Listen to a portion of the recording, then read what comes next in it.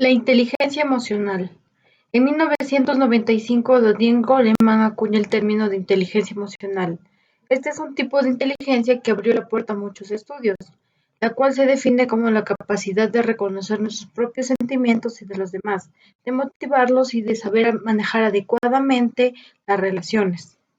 Existen dos tipos de mente: mente racional y mente emocional. La mente racional hacemos referencia al aspecto de la mente que se caracteriza por el pensamiento.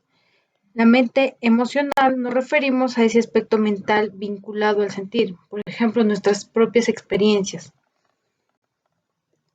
En mente racional está la inteligencia musical, que es la habilidad de utilizar los diferentes elementos musicales, ritmo, timbre y tono como lo hacen los músicos. Inteligencia cinético-corporal: habilidad de utilizar el cuerpo para aprender a expresar ideas y sentimientos, como lo hacen todos los deportistas a nivel profesional.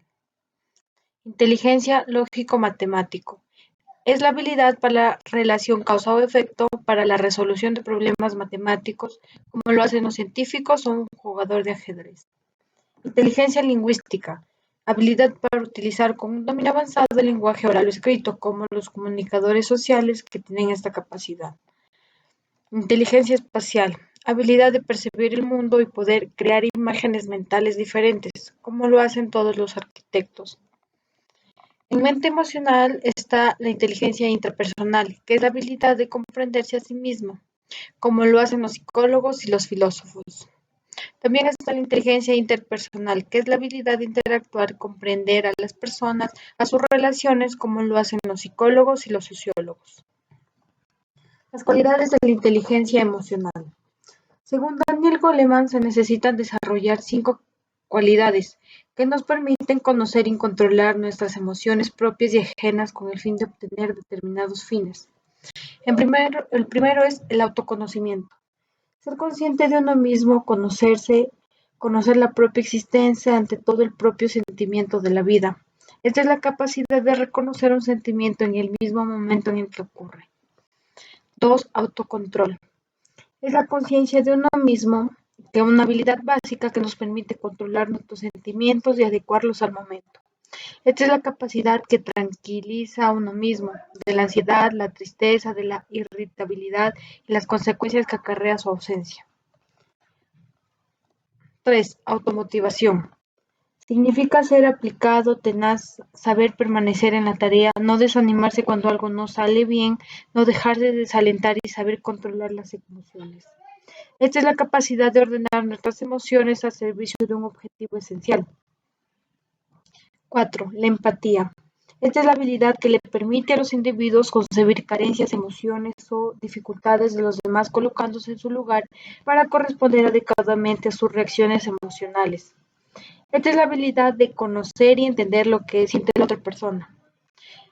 El último es la sociabilidad. Esta es la capacidad de reconocer los sentimientos de otros y de actuar de una manera que se pueda dar una nueva forma a estos sentimientos.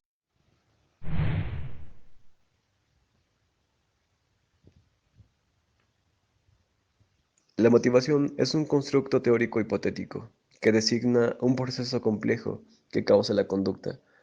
En la motivación intervienen múltiples variables, biológicas y adquiridas, que influyen en la activación, direccionalidad, intensidad y coordinación del comportamiento encaminado a lograr determinadas metas. Podríamos entenderla como proceso que explica el inicio, dirección, intensidad y perseverancia de la conducta encaminada hacia el logro de una meta. El motivo puede definirse como el señalamiento o énfasis que se descubre en una persona hacia un determinado medio de satisfacer una necesidad, creando y aumentando con ello el impulso necesario para que ponga en obra ese medio o acción, o para que deje de hacerlo. La teoría de la activación. La activación es una de las características con mayor facilidad. Puede ser observada cuando un organismo lleva a cabo una conducta. La conducta abierta es una de las propiedades que mejor define a la activación, es decir, en la medida en que un organismo está llevando a cabo una conducta, parece lógico pensar que un cierto nivel de motivación existe en dicho sujeto. Por el contrario, y al menos aparentemente, si no existe una conducta observable, se podría pensar que no existe motivación, o que el nivel de motivación existente es insuficiente para provocar conducta. Las características activadoras de la motivación tienen que ver con el vigor o intensidad de la conducta. Los teóricos de la motivación plantean que la intensidad de la respuesta ofrecida por el sujeto correlaciona positivamente con el nivel de motivación que ese sujeto experimenta. La motivación intrínseca y extrínseca. La motivación extrínseca.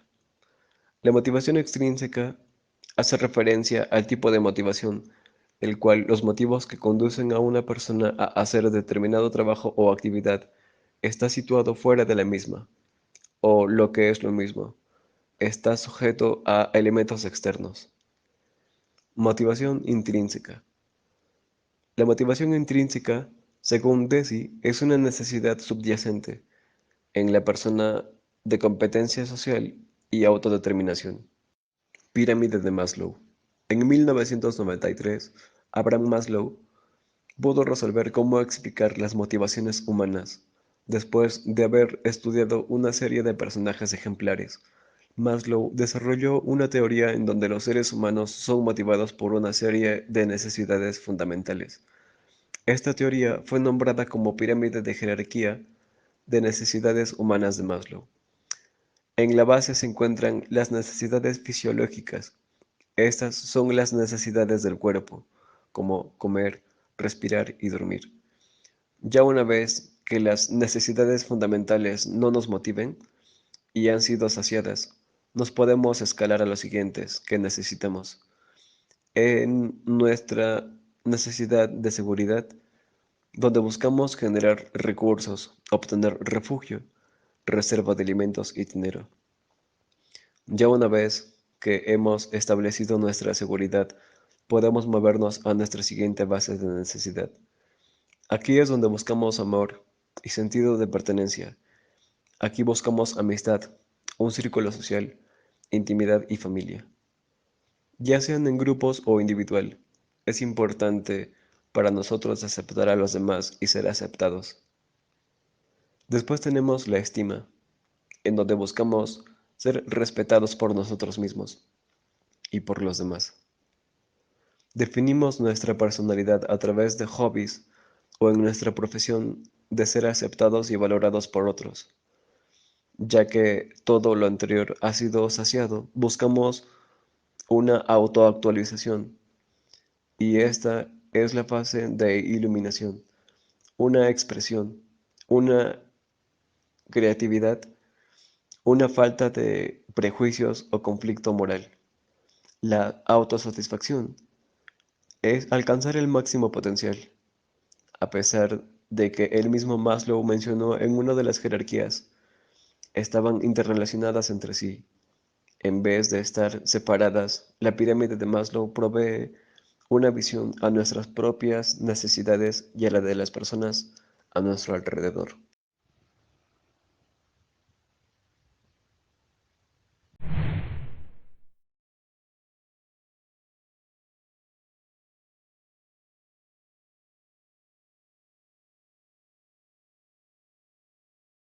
El sistema endocrino es quien libera sustancias químicas, que son llamadas hormonas, y estas son transportadas por todo el cuerpo gracias al torrente sanguíneo.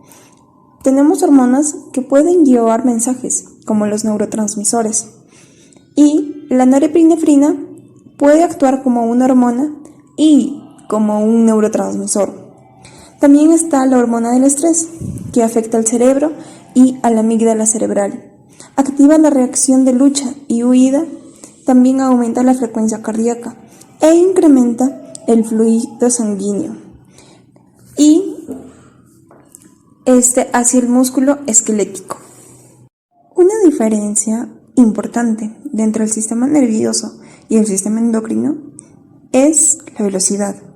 El impulso nervioso puede viajar con unas cuantas centésimas de segundo para recibir el mensaje.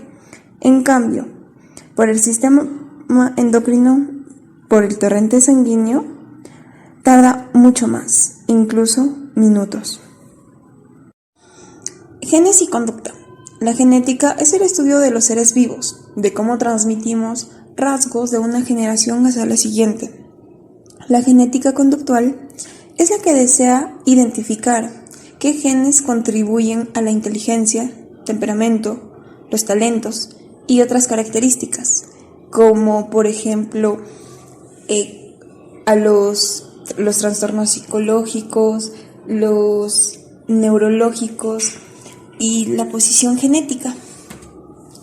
Waldstein decía que los genes no causan directamente una conducta, más bien afecta al desarrollo, sí, y a la operación del sistema nervioso y también el sistema endocrino, lo cual influye en la probabilidad de que cierta conducta ocurra bajo rasgos, bajo ciertas circunstancias. En estudios familiares se podría decir que si los genes influyen en el rasgo de los familiares más cercanos, estos que comparten más a menudo características y cosas en común.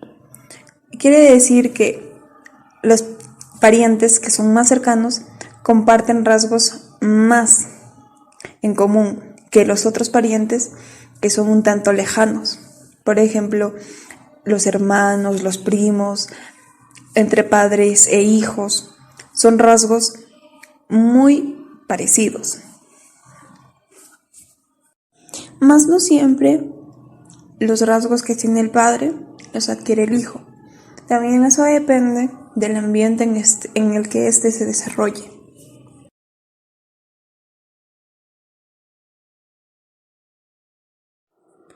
Ejemplo: dos hermanos gemelos que fueron dados en adopción por sus padres, ya que estos no podrían hacerse responsables de ellos, ya que sufrían de problemas de alcoholismo. Estos niños fueron adoptados por familias distintas, las cuales una de ellas tenía los mismos antecedentes que los padres biológicos de un exceso consumo de alcohol. El niño creció en ese ambiente y aún con los genes que tenía de los padres alcohólicos y el ambiente en el que vivió, también se volvió un alcohólico, a comparación del otro hermano, que creció en un ambiente muy distinto, con una familia que era muy discreta en el consumo de bebidas alcohólicas. A pesar de tener los genes de los padres biológicos que consumían demasiado alcohol, no desarrolló esa actitud por el ambiente en que él estaba viviendo ahora.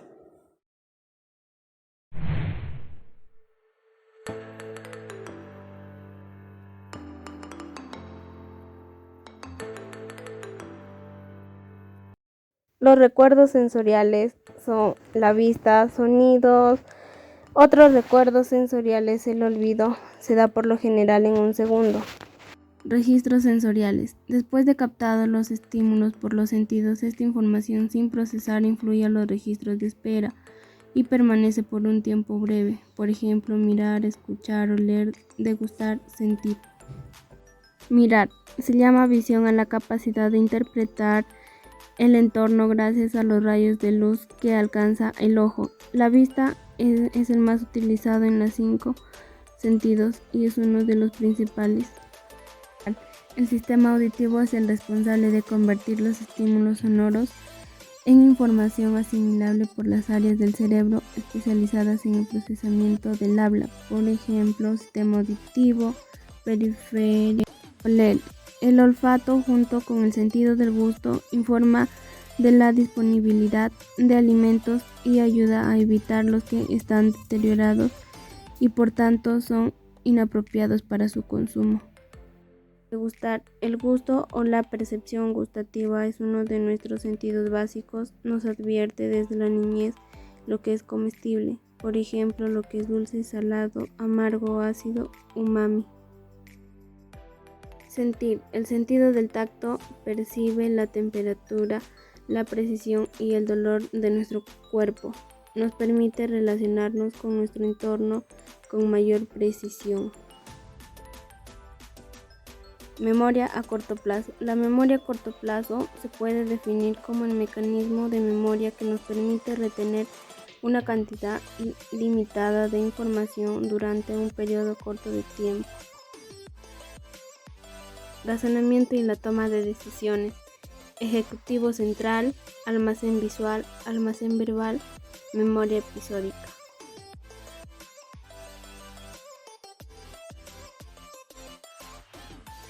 Memoria a largo plazo. La memoria a largo plazo se puede definir como el mecanismo cerebral que nos permite modificar y retener una cantidad prácticamente ilimitada de información durante un periodo largo de tiempo. Tipos de memoria a largo plazo episódicas: recuerdos de sucesos experimentados en un momento y lugar específicos y recuerdos personales. Semánticas. La memoria semántica es una memoria declarativa de la que depende nuestro conocimiento general sobre el mundo y del lenguaje. Procedimentales. En psicología cognitiva, el conocimiento procedimental es una de las dos maneras en que se almacena la información en la memoria a largo plazo. Emocionales. El significado etimológico del término emoción es el impulso que induce la acción. En psicología, emoción se define como aquel sentimiento o percepción. Declarativas. El conocimiento declarativo es información consistente en hechos, conceptos o ideas conocidas conscientemente y en que pueden almacenar como proposiciones.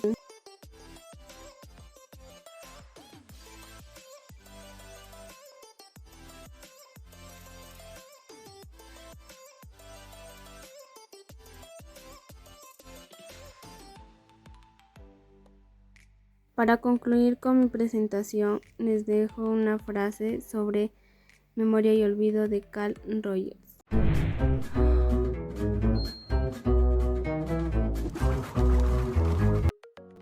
Aprendizaje.